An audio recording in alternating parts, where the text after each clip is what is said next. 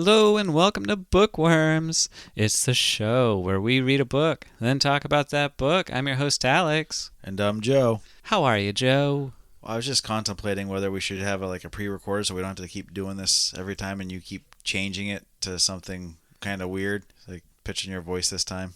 I'm not pitching my voice. No, I like doing it live. It keeps it fresh, keeps it funky. Oh, okay. Yeah. We'll go with that then. All right, cool. Meeting adjourned. So yeah, we're here to talk about books.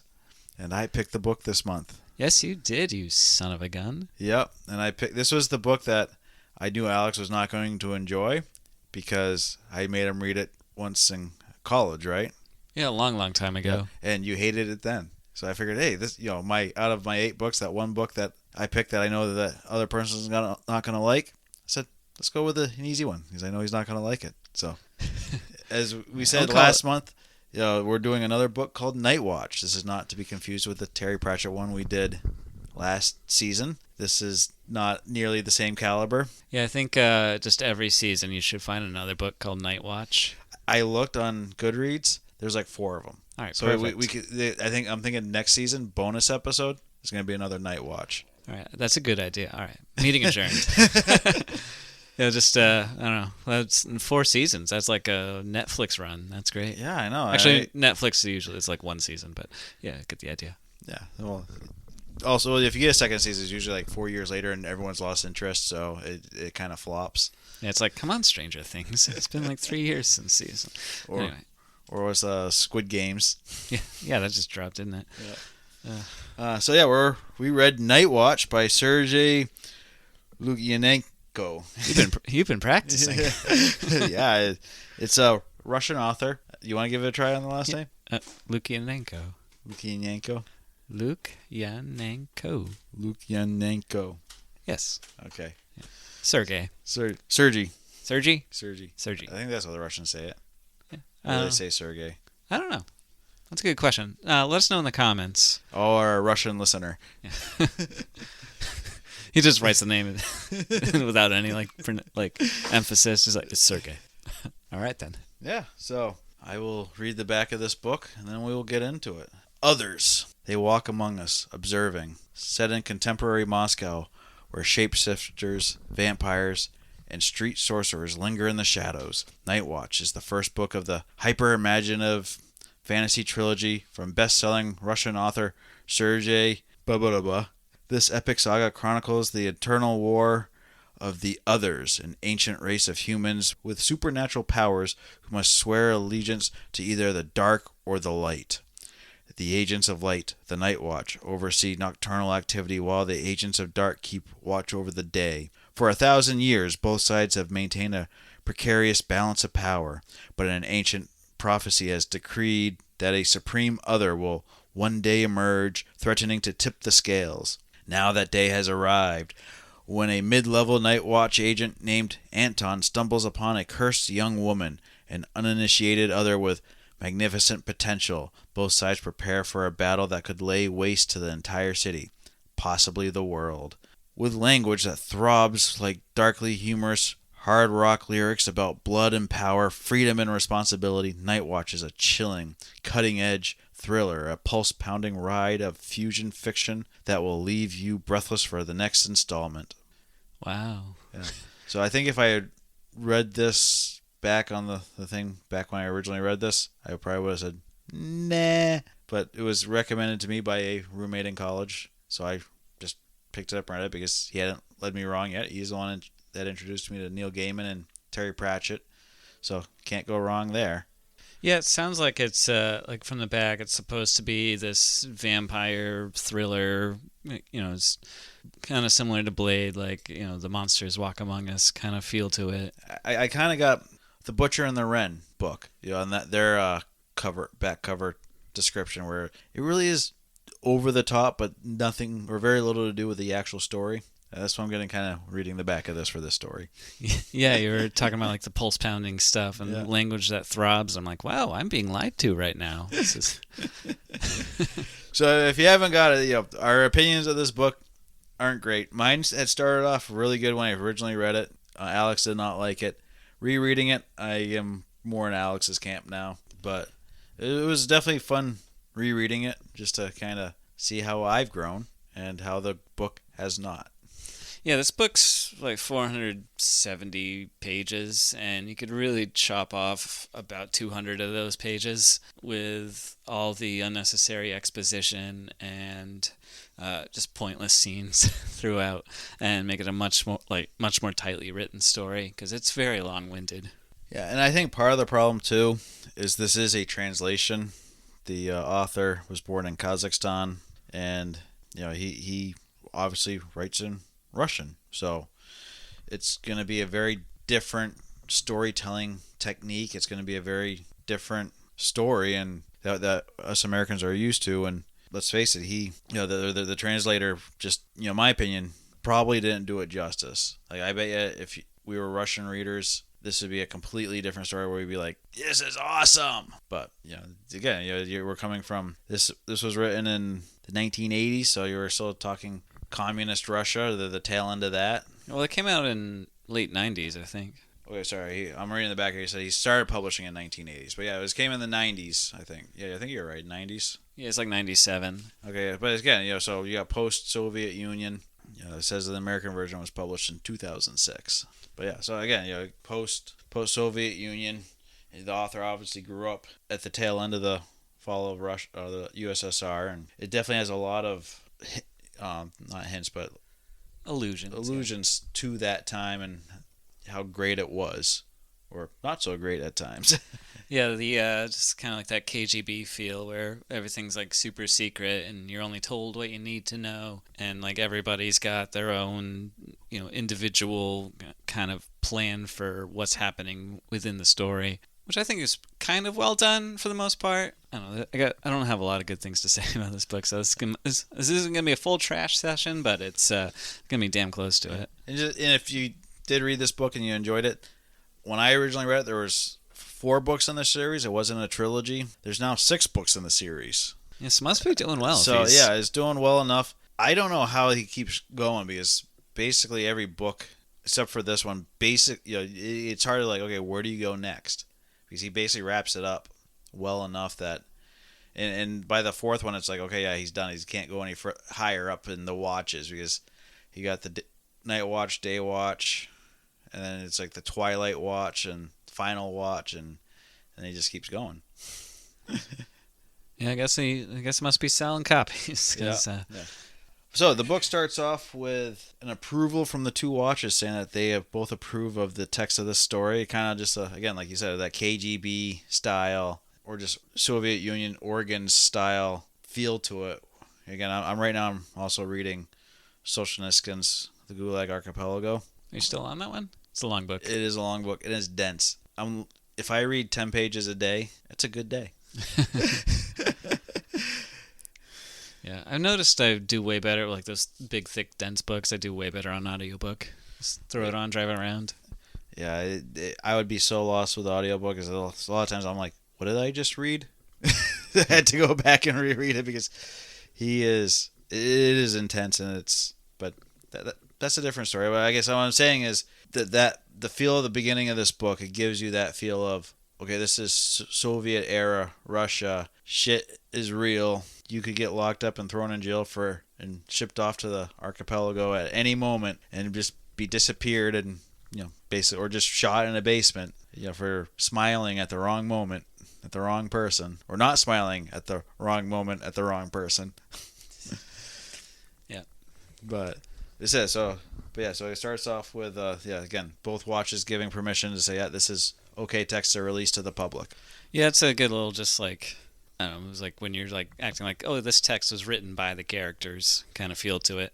You see that a lot in books. Yeah, so it just kind of gives that feel. So we start off in part 1 where we meet Anton, we start off with a prologue where we meet, what's his name? Igor.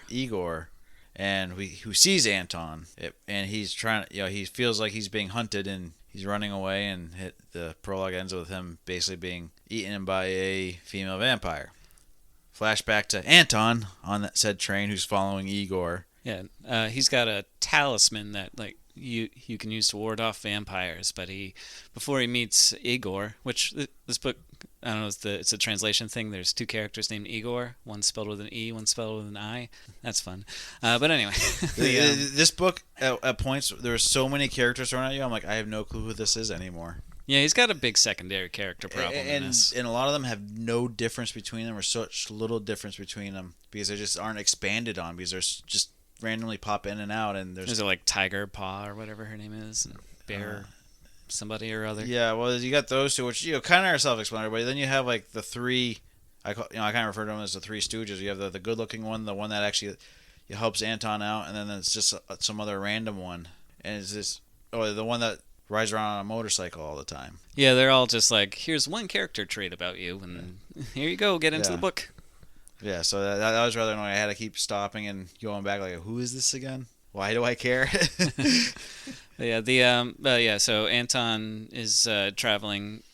He's searching for a potential. Well, he's searching for a rogue vampire. Yeah, he's part of what's called the Night Watch, which is kind of weird because the Night Watch is like the guardians of good because they watch the night, and there's also the Light Watch on the other side, which they're all like evil, but they're watching the light and they're trying to ultimately, like, they're kind of jockeying for power at all times, but their also ultimate goal is to maintain some sort of balance of good and evil. They must have the balance of the Force. Yes, they must keep the Force in balance, otherwise all sorts of malarkey happens and the world ends. And we'll get into it later, I'm sure, but as you learn more about good versus evil and then human nature in this story, it gets kind of muddled up, but you just kind of, I was rolling my eyes at times. I don't know about you, Alex, but oh yeah, like when they first started talking about the nature of good and evil and like human souls, how they're both I'm like, oh, this is a really good observation, this is really neat, and then he keeps doing it over and over again. It's kind of juvenile, I think. Yeah, he never, he just keeps repeating the same stuff. He never fully dives deep into it. I feel like the other more renowned Russian authors do a much better job. Yeah, he's like trying to pull a Dostoevsky on like the observance of the human soul, and he's way off. Yeah, so, it's. Yeah. But again, we're not expecting that from a urban fantasy writer. Yeah, he's trying contemporary to fantasy writer, as they call him now. He's trying to write an urban fantasy thriller. It's a lot different from a speculation on the human condition. But at the same time, if you're going to throw that in there, you kind of want to dig a little deeper than the surface level you barely scratched at. So. But anyways, we're jumping ahead of ourselves here. Yeah, we keep coming back to the beginning. But yeah, he's got this talisman to help him fight. Where do we start, Alex? Right at the end. Yes, there you go. But yeah, he's got this talisman to help him fight vampires, but he sees a woman with a weird sort of vortex above her head. And it's huge. It's like, this is like catastrophe waiting to happen. A lot of people are going to die. I got to save this woman. Yeah, and she appears troubled, so he uses the talisman to shrink the vortex a little bit. We try to knock it off because that will dissipate it if he can knock it off for her, and even if it goes to another person, it'll get a lot smaller. Well, it just rebounds right back and continues going. So he's like, oh. But he sees he sees Igor, who he knows he has to follow because he's being called by the vampire. So he has to basically take a mental image of this woman's aura and follow Igor and save the little boy's life. Yeah, it's also really hard to get into this book because this is kind of a good thing that he does. Like, he doesn't pander to the audience, or he doesn't assume they're stupid. Like, the good writers, they don't front load with exposition on when there's supernatural stuff going on. There's well, my character knows this. He's not going to stop and explain it to everybody when there's action going on. So he is good at that, because it took a while to figure out what's the Twilight, what's the Night Watch, what's the Light Watch. So I think he did a good job with that, and I'll give him that. Okay. I said it's not a terrible book. It's just it's not for a mature reader, I would say. I think someone a teenage. This is a kind of book the teenager range would enjoy probably. Yeah, before YA was YA, and you're just grabbing a random book off the shelf in the fantasy section. This would be a 15 to 25-year-old who's not really into hard literature would be like, yeah, sounds like a good fun ride. Yeah, the sophomore philosophy student who's wants a little thought in his action, but he doesn't want to dive too deep. I wouldn't even go that far. I'd say more is just the immature teenage boy, we'll say. So one thing he does also, what Anton does, is he's always listening to music. He's got his little mini disc a little dating the book a little bit. I mean, this is high technology for Russia, I think, at the time, but we were already switching over to MP3 players. I think by the time this book came out, we were past the mini discs. That was a flash in the pan. Yeah, it was. I used CDs in the 90s. Yeah. So. But he's always listening to music. And normally I hate it when they mention music and do song lyrics because, well, one, it dates you. Two, often the songs are what the author likes, and typically they suck. It's not really to my general taste.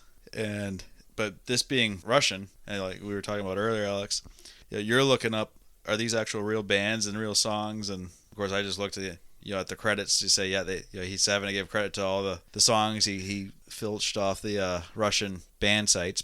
And that's like a very Stephen King thing to do also, just like take songs you like and throw them into your book somehow. Yeah. So I've always hated that. He's pulling a Stephen King with that. But it's for this book, it kind of works just because I am unfamiliar with all the songs. There is no... Yeah, I'm trying to find ways where they kind of tangentially tie in somehow, and of course the songs don't make any sense because again they're translations, so they don't have a rhyming scheme necessarily, and they don't. You don't have the beat to go with it, so you're just this does not read like a top 40 hit. What is this? But at least he got the songs that almost kind of match up to the scenario he's going through or the feelings he's feeling, and. I thought it was in this book, but in later books it's explained that the reason why he always he puts his tracks on random on his mini disc, and the song he always plays always ends up matching his mood. And the later book explains that that's because your powers are subconsciously choosing the songs that you want. That always turns into Queen's greatest hits. So again, I read the first 4 books of the series, and so I'm kind of God bless you. Yeah. The cobwebs were shaken off when I was reading this book, but I was still like, I think this was in the second book or the third book. Yeah, so then getting back into the story. Anton sees Igor getting bitten by the vampire, but he's used his talisman to help the woman, so it doesn't work. So he has to resort to violence. So he kills one of the vampires, he frightens the girl vampire away, saves Igor. Igor also runs away, and he overall thinks he's done a good job. And his boss says, "You're a dumbass." And that's the one joke I laughed at, even though you could see it coming from a mile away. Like the chapter 1 ends with I think I did a good job, and then chapter 2 starts with his boss going sloppy work. So his boss is Boris. What's his name? Yeah, Boris. Yeah, that's one of these. So Russian names. That's the other problem with all these names. Russian names are complicated. So you have your formal name, then you have your familiar name, and he switches between them.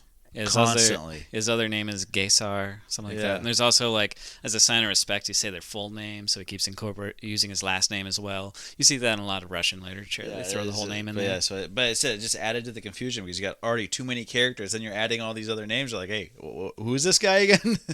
Yeah, and it's one of those your generic 90s era buddy cop thing where you're reckless, you're out of control, I'm giving you a partner, and his partner is an owl. Yeah, who's also a drop-dead gorgeous babe. Yeah. I pulled out. This is a good time to do this. I pulled out what I call bad sentences or bad attempts at humor in this book. Okay. I'm going to read them now because one of them is when he first meets Olga. Yeah, well, before we do that, I got one that we're kind of making fun of.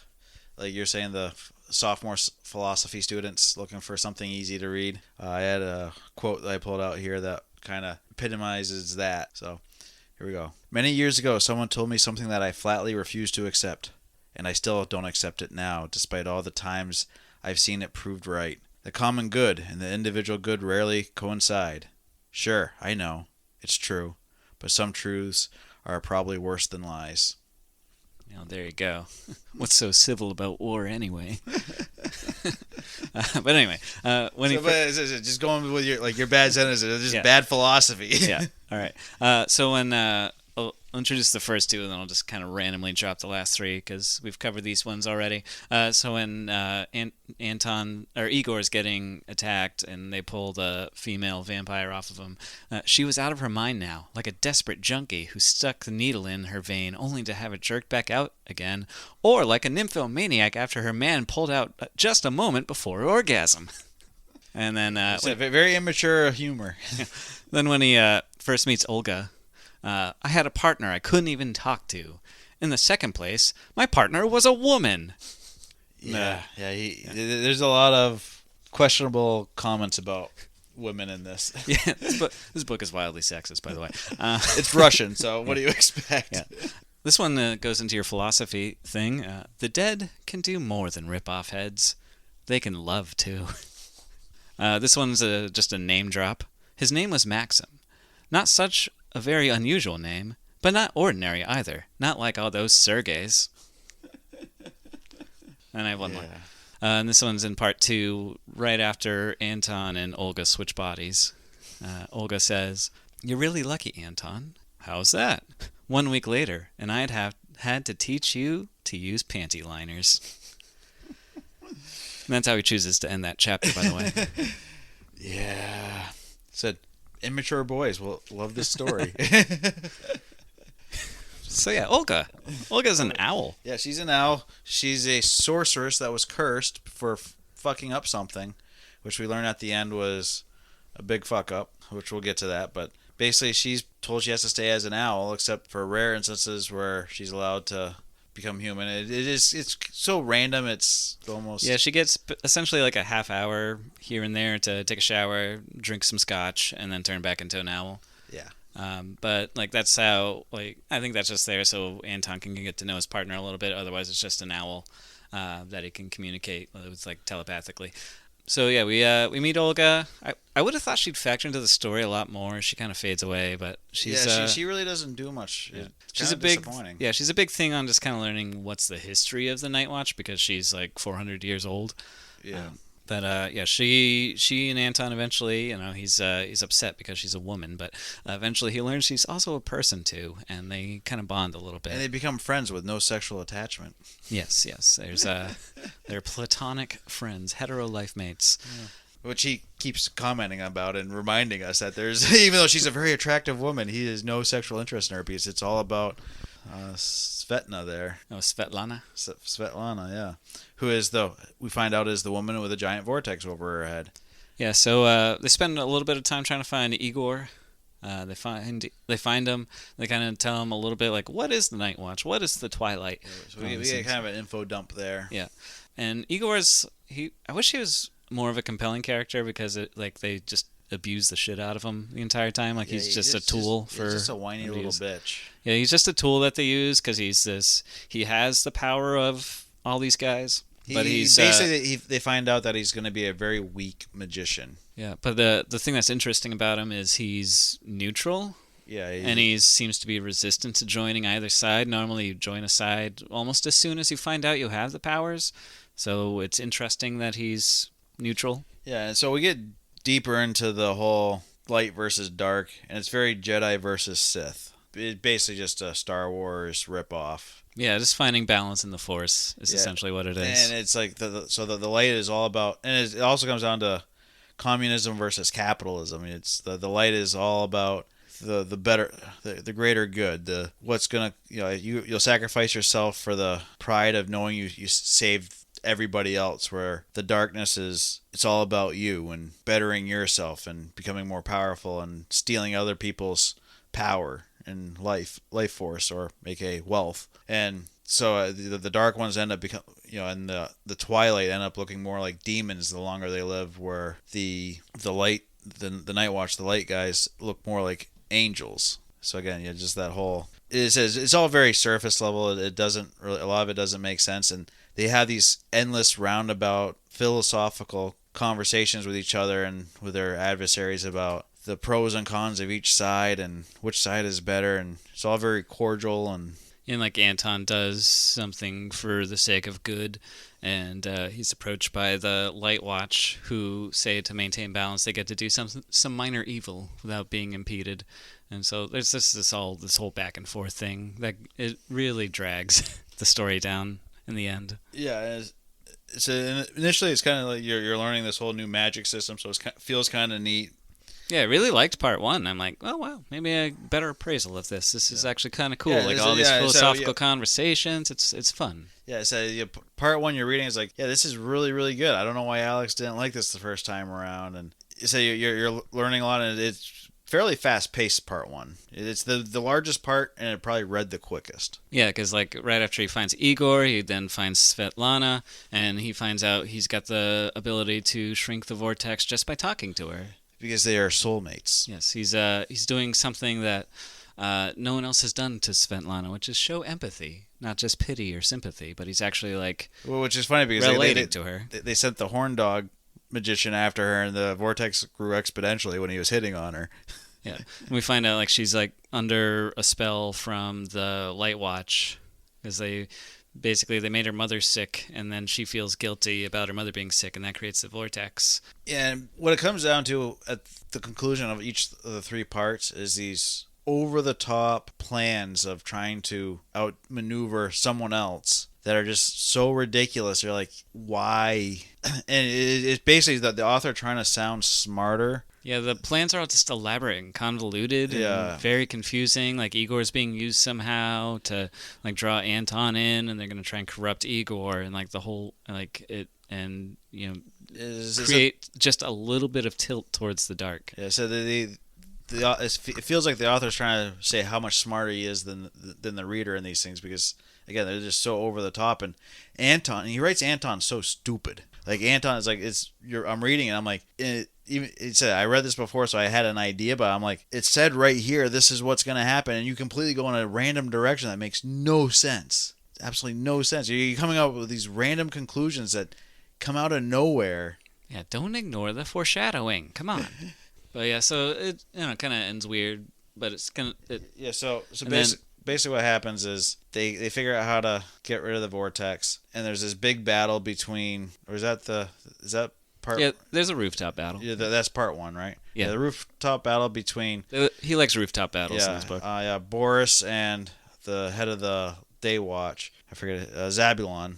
Yeah, Zabulon. And basically, Boris does a body switch with another one of the weaker magicians to hide his identity from Zabulon before the battle starts, and they start doing this big battle, and then they basically comes out in a draw, but but that's what they wanted. Yeah, that's what they wanted. But then the Day Watch that got the free minor curse comes in and says, I get to do my free curse now, and she basically gets to say something to tell Anton, from now on you have to hear the truth or tell the truth or something along those lines. Yeah, because then he tells Igor that the Night Watch was using him to further their vampires. Games. Yeah, luring the vampires, and that he was just a tool, and that kind of just slightly brings Igor into the dark side.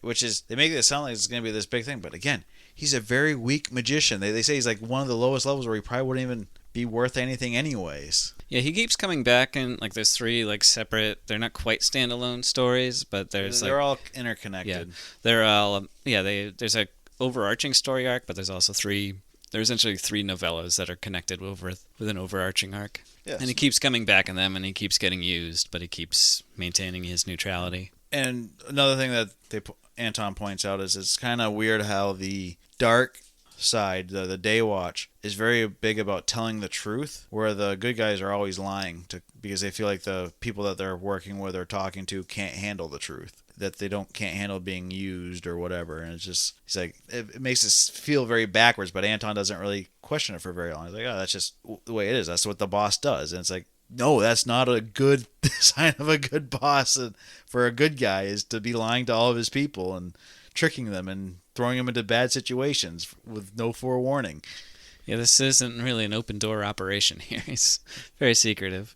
But yeah, we start getting into part 2. Yeah, part 2. And then there's a serial killer this time. Yeah, this is the Maxim guy. Yeah, Maxim, not Sergei. Maxim. Yeah, and he's going around killing weak, dark wizards and vampires. Yeah, and so Anton and Olga have to swap bodies because Olga apparently got her curse lift finally. Yeah, and the Light Watch is Day Watch, right? Day Watch. Day Watch is convinced that someone from the Night Watch is committing the murders, and guess who doesn't have an alibi for any of the murders? Anton. So they want to try and set it up so that a murder happens when Olga's in Anton's body, and then Anton's in Olga's body, and he's with Svetlana the entire time, and that way he has a solid alibi when a murder happens. And of course, he still ends up having no alibi when said murder happens, even though he's with, because he goes to the bathroom to. Yeah, because Svetlana doesn't know right away that he's in Olga's body, and she lets it slip that she loves Anton. Yeah, so they had to go to a restaurant because they're having a lover's tiff. Yeah, they're talking it out, and they're having more philosophical debates, and they're kind of. We also learned Svetlana's going to become a sorceress. So Anton has the foreknowledge that because she's going to be super strong, and he's just an average level 3 magician. His ceiling is level 2. It keeps going up as the story goes on, and they don't explain it until book 2 or 3. Yeah, I was getting the impression that Anton's way stronger than he's lets on. Yeah, so basically they explain it in like book 2 or 3 why he gets stronger, but it's because of something that happens at the end of book 1, which we'll get to. So, but anyways, and apparently because again Anton is, or the author is a little sexist, can't have a stronger woman in a stronger position of power above you, so therefore Svetlana, who's going to become one of the most powerful beings in the universe, is going to all of a sudden leave him in the dust, and he's just going to be bitter and resentful, and he knows this, so he's bitter and resentful that how can I love you so much and then just knowing I'm going to lose you, and Svetlana's like, I don't understand why you treat me like shit. Yeah, they argue. He's definitely still get that vibe that there's a mutual love for each other. Yeah, you say they definitely. He never comes out and says it, even though he knows that she loves him. But yeah, they go to dinner and they notice there's a evil magician there with his family that's not magically. Yeah, and he goes off to the bathroom and he's gone for a while, and so Anton is Olga. He's like, let me go check on this. Yeah. And then, lo and behold, he's dead, and she's right over the body. Yep. So the dark wizards. That plan. The dark wizards start trying to take him into custody. He decides to run for it, so they're blasting at him. And I gotta say, like, once Anton and Olga swap back, that's kind of when I lose interest in the book, because I think that's like the last interesting thing that happens is the body swap. Yeah. Of course, Igor just randomly pops back again, and. Yeah, Igor comes back in, and again, like Anton, as in Olga's body, talks to him, and they kind of like make up for what happened in the last book, and just for it to all be ruined again. Yeah, yeah, poor Igor. But yeah, they swap back. During the car chase scene, there's a bit where Anton gets in the car with the actual murderer, Maxim, who helps him get away. What pissed me off was Svetlana gets a reading of Maxim's wife's aura, and it is shared among all the operatives, including Anton. He's literally in the car with this woman and completely doesn't even like look at their auras. He's always looking at everyone's auras all the time, no matter what. Yeah, it's like cops just sitting there reading your plates. It's like he literally, like the author keeps hammering home, he's always looking at auras. The moment he gets in the car with the killer and his wife, doesn't check their auras. Just like, nope, get me out of here. And he can like blame it on the intensity of the scene, but in other intense scenes he's checking their auras. Yeah, he's just kind of like on all the time. Yeah, but he doesn't in this case for reasons, and so so he gets out of that, and then he's like convinced that Zabulon is behind all this, and he's got to it's like Zabulon's attempt to get revenge on Anton for following the plans. Yeah, in the first book. And he keeps like, I know it's a trap, therefore I have to walk into the trap because I know it's a trap. Yeah, if I know it's a trap, then I know it's fine. And it's like, what are you doing? So he goes into the Daywatch's field headquarters, spies on them after he kills another dark agent, thus, making himself look even more guilty. Figures out that they're trying to quarter him down, and instead of saying, hey, I can slip this the noose here and just get outside their cordon, I'm going to go right into the last area because it's where Igor lives, and therefore that's where they're trying to drive me because there's something going on here. And that's where I embarrassed Zabulon last time, so therefore he's trying to send me back there. It's like, but it makes no sense for you to go there, you twat. So at this point he realizes Igor's basically turned dark side. Yeah, he's leaning that way. Yeah. But he hasn't officially named it yet. But apparently Maxim can still see that he's leaning that way and wants to kill him. But so there's a big confrontation between Anton and Maxim where they have these arguments. And basically there's a fight. Nobody dies. eventually Boris shows up, takes credit for the whole operation. He's like, oh yeah, we knew about him, but we were trying to... Yeah, they didn't want to kill him because of he has unique powers. Yeah. And, yeah. So he ends up going to another organization that oversees the two watches that we didn't really know about as kind of a adjudicator, because he's kind of viewed himself as the judge and executioner. Judge, Judy, and executioner. Yep. But yeah, he's it kind of anticlimactic ending. Yeah, you just kind of find out the Night Watch was behind this. The Day Watch had nothing to do with it. Yeah. And again, Igor got kind of used. Yeah.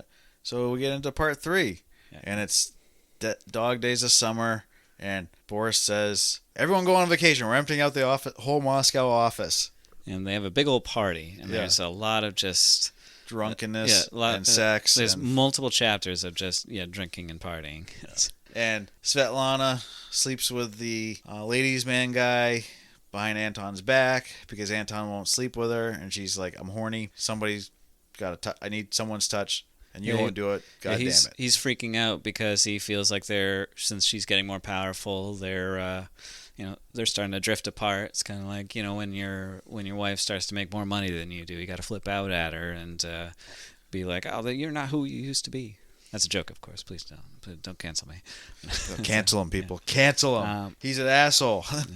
But so he's kind of being so he's starting to kind of retreat within himself. He's getting sulky. He's getting to be just a sulky little bitch. He's going emo. And it's kind of drives the second part of part 3 with some of the choices he makes. And then we also get a little breakaway where Boris is meeting with this agent from another part of Russia that's not supposed to be there, who's looking for protection, but he also has this piece of chalk that's very important. Yes, the magic chalk. The chalk of destiny. Yeah.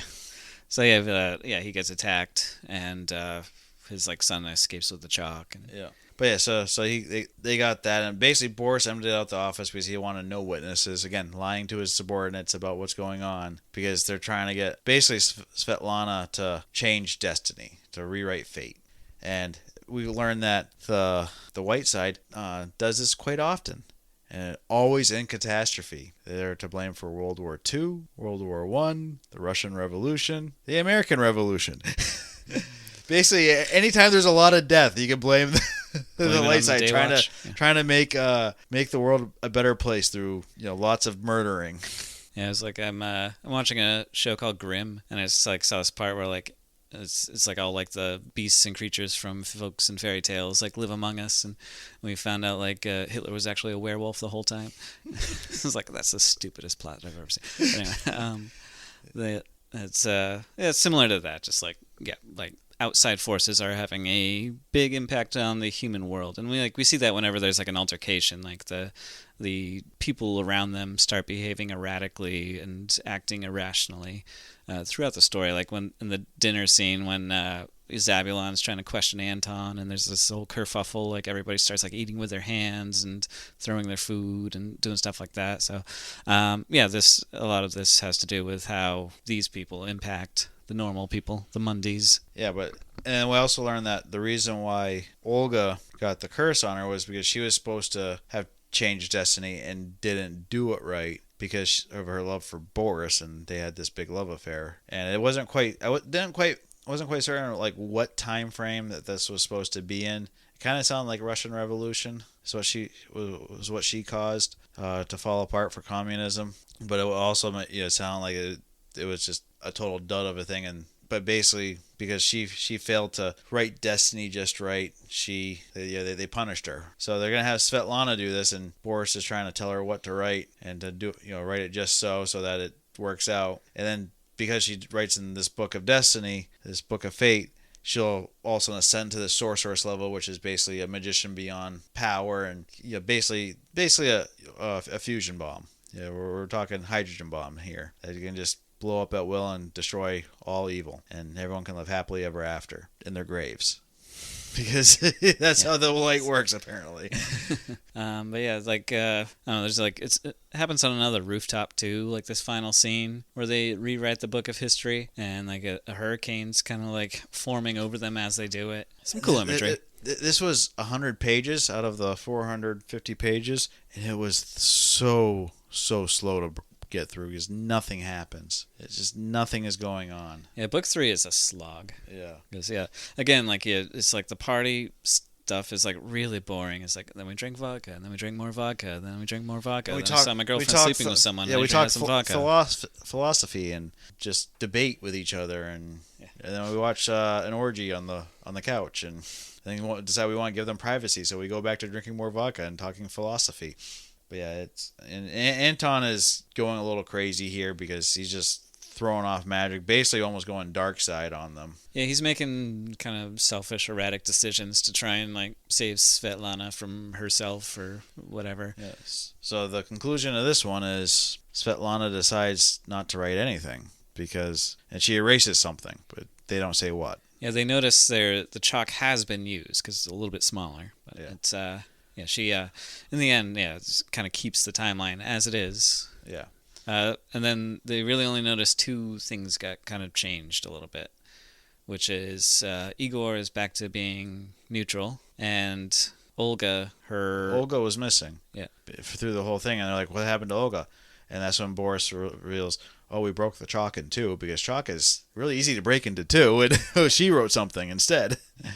So she finished what she was supposed to do, and as I said, in later books we learned that basically part of what she did was make Anton stronger. So this is why Anton went from a level 3 to a level 2, and then they're saying, "Oh, maybe you're a level 1 now." Basically, she makes him into a sorcerer. Okay, that's interesting. That makes sense. All right, and like they also they fix Olga's past to take away the bad thing she did, and then that was kind of Boris's idea because Olga and Boris are in love, and they want to have life together. But because now Anton's just as strong as Svetlana, they can stay together, and love lifts us up where we belong. Yeah, but so that was. That's where it ends. That's Night Watch. Yeah, as it said, if you left it at part 1, book 1, it probably would have been a good book. You could expand it out a little bit longer, flesh it out a little bit more. But yeah, it's halfway, like you said, halfway through book 2, it started dragging hard, and you're just like, what the fuck? Yeah, I was expecting more like car chases, mowing down vampires. That's what Sergei Lukyanenko is known for being a action thriller writer, so I was not expecting this slow of pacing. And it's kind of like when you watch like the Marvel movies or something like that. They get so sucked into like the green screen special effects stuff that they lose a lot of the action aspects of stories, especially in the later movies, because they're just turning everything into a CGI nightmare. It's like what he was doing with like the Twilight stuff, and it's all just special effects on the page and a lot less like, this guy's getting punched in the face. This is so cool. Yeah, and the magic was very inconsistent what they could and couldn't do. Like Anton is, like in the last part, is just sucking in all this power till he's about ready to burst and blow up the city, and just stealing it from everyone else. Again, pulling a dark side trick, just stealing from it everyone's joy, and then he just dissipates it. Does absolutely nothing with it. Yeah, a lot of stuff kind of goes nowhere. Like, it's like Olga and becomes Igor more of a gets secondary screwed over character. Again. Yeah, Igor just keeps getting screwed over. So, like, characters you think would be bigger from part 1 kind of just fade away. And it's really just all about Anton and Boris, essentially. And Maxim did show up, too, because he was watching the whole thing, the Book of Fate being rewritten. He's basically the judge now for all that, making sure that both sides stay in their lanes. Yeah, he is the people's court. Yes. So in that bit where Sergei kept bringing everybody back, keeping everyone semi-relevant that he introduced, I get that you're supposed to do that. It just, there was way too many, and you lost, basically any depth for anybody other than Anton and Svetlana, and basically 2 people you didn't really want to get to know any better because they kind of. Well, Svetlana you might want to get know better, but her being a woman, that didn't really count, according to Anton.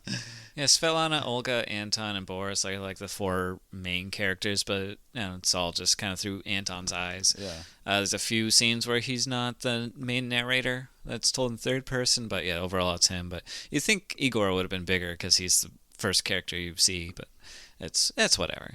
Sometimes they do that little switcheroo.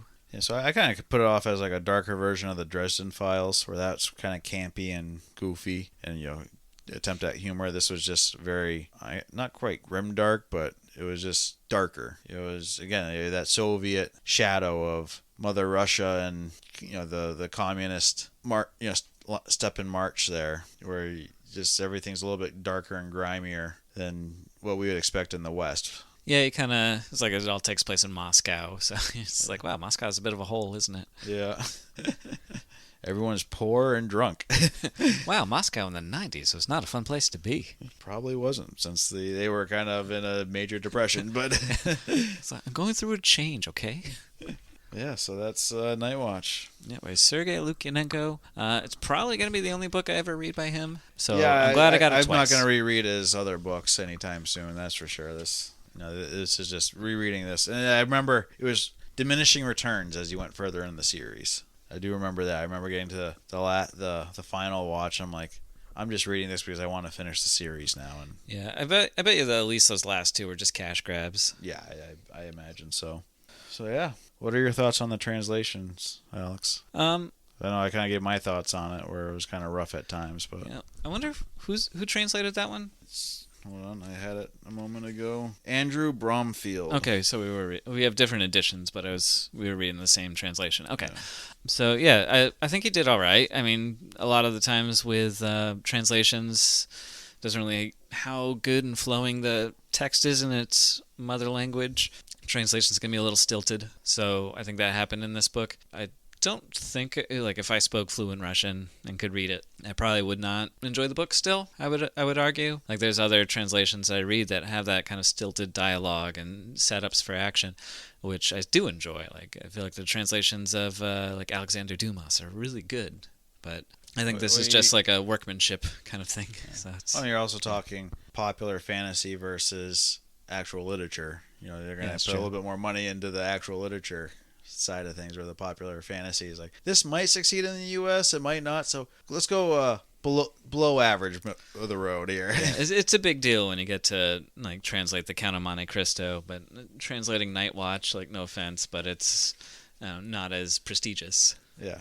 Did you feel like in the question of good versus evil, did the author actually answer any of his questions? I don't think so. I think he left a lot of that up for the debate of the reader, like internal debate. I didn't even think he left it up to the debate. I think he just put it as that there is no answer, so just keep arguing and just go in circles. Yeah, essentially. Like, this is the same side of the coin, or different side of the coin, but it's just kind of whatever. like we said, like the first couple times, like, oh, it's like, wow, this is kind of hitting. I bet he's gonna dig really deep, and then he never really digs deep, and he just talks in circles, and it gets just like, oh god, again on this shit. Just put it away and kill somebody. Being that it's a Russian novel, did you find the storytelling to be any different? Having like the three like setups, and like, because you read the first third of the book and the story's over, and then there's another book. Kind of, we were talking about before the show, I kind of compared it to John Dies at the End, because that's three separate parts that's connected with an overarching story, and like it's kind of a similar deal. You wish it ended at book one. Yeah, it should have ended a lot sooner. It's just jarring when you get to page 150. All of a sudden, it's like a whole new storyline going on, and it's hard to maneuver like that, because it's supposed to be this consistent build, like like how the story works, the rising action, then the falling action, and it keeps going up and up and up, and then you get the climax and comes down, and you get the denouement and a resolution. Have you read a lot of like Asian literature? Not a whole lot, like a little bit here and there. I've read a little bit here and there also, and it definitely is a different style to telling the story, and different techniques of writing, even with the translations, if they've been done well. Yeah, like I think most of the like Japanese stuff, I read a lot of manga, and I think that storytelling's different because it's serialized and just goes on and on forever and ever. But it's also manga, so I mean it's a completely different form there, Alex. Yeah, especially those longer stories, like they have some big lulls in the action. Yeah. But I don't know. I've read other. I don't want to compare it to the classic Russian literature stuff, but I've read other Russian books, and it tells a complete story. This is three novellas kind of jammed together and tied in a fancy knot to keep it all as one, but it's a little bit different. It feels different. Have you read any of the Dresden Files? I've not. All right. You read The Witcher, though, the first book there, right? I did. That's I know that's like a collection of short stories. Yeah. But but I mean, like, I guess have you read a lot of urban fantasy? I guess I'm trying to get. How compared to other urban fantasies or fantasies of a similar ilk? I have not read a lot lot of urban fantasy now. Okay. What are you waiting for, Alex? Yeah, that's a genre I should really look more into.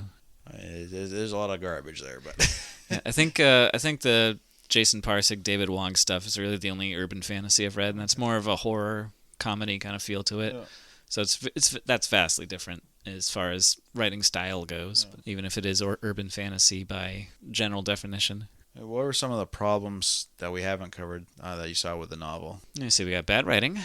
We had plotting storylines, because like the pacing in this book is a severe issue. It's going backwards. Basically, yeah. if you had book 1 as book 3, you would have, with that epic climax, you would have been like, okay, that worked. But being that book 3 was the most anticlimactic out of the 3 stories, you're kind of left like, oh, that's it? Yeah, just having the up, down, up, down, up, down of the 3 books, like it's clunky already, and then also you're padding it out with the same conversation you've been having the entire book that could have been handled in maybe 2 philosophical debates where Anton has to justify his stance on things, once or twice, rather than several major, long periods of dialogue throughout the book that just really slog it down. Like the 3rd one especially, like there's no plot until halfway through. You gotta really plow it through it, and that's just it's like you're just trying to hit a page count at that point. Yeah. It's You clunky.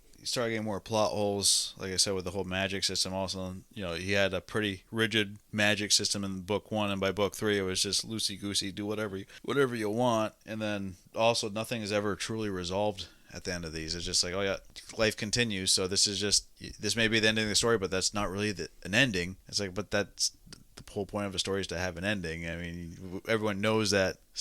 Life goes on. And I do like it sometimes when the bad guy doesn't get their comeuppance. Sometimes that works out really well. I'll use old movie example. It's a Wonderful Life. Mr. Potter steals their money. Nothing happens to him. He's fine. But Dostoevsky did one of those ones too. Was that? Dostoevsky did that too. Remember? Oh, which one? Was it? It's the one where the guy murders someone but doesn't get caught and he goes crazy. Oh, Crime and Punishment? Yeah. Yeah, well, I mean, he turns himself in at the end as to, alleviate his guilt. But, he would have gotten away with it if he hadn't. Yeah, but that's vastly different.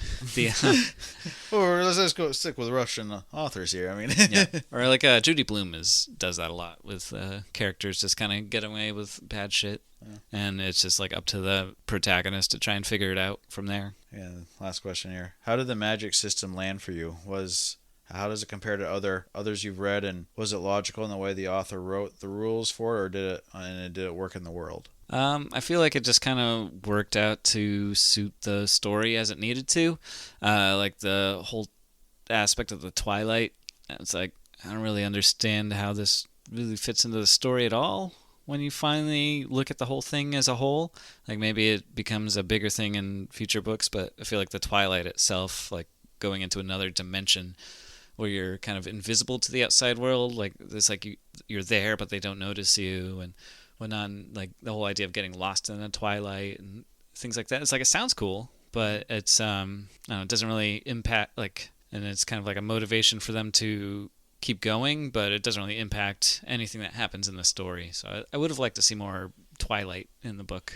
I thought the actual magic system was very black and white until the end, and then all of a sudden it just changed all the rules to, oh yeah, you can, Anton's performing black magic and again, no consequences. Yeah, I think that's it kind of fits in that whole philosophical debate. Humans aren't good or evil; they're a little bit of both. And Anton is showing very human emotions all of a sudden at the end of the book because he's freaking out over Svetlana. But it's by that point, I was my eyes were glazed over. I'm well, don't do this anymore.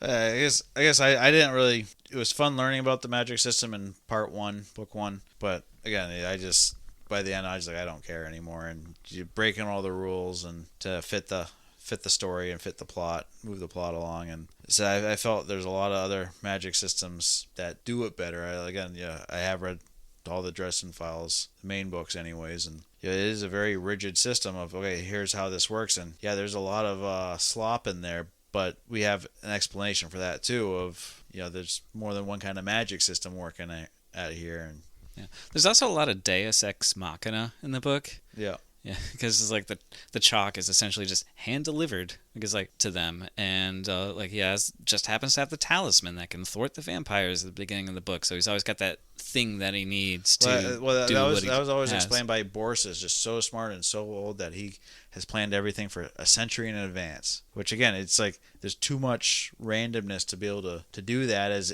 Anton's basically an agent of chaos for both sides, where he's just throwing everything up to the wind, and it's like you can't plan for half the stuff he does. And again, he's so moronic, and maybe they can because he is so moronic. He just follows along exactly as they want him to. But yeah, it's like if you read these kind of books, you're screaming at it like, why are you doing it this way?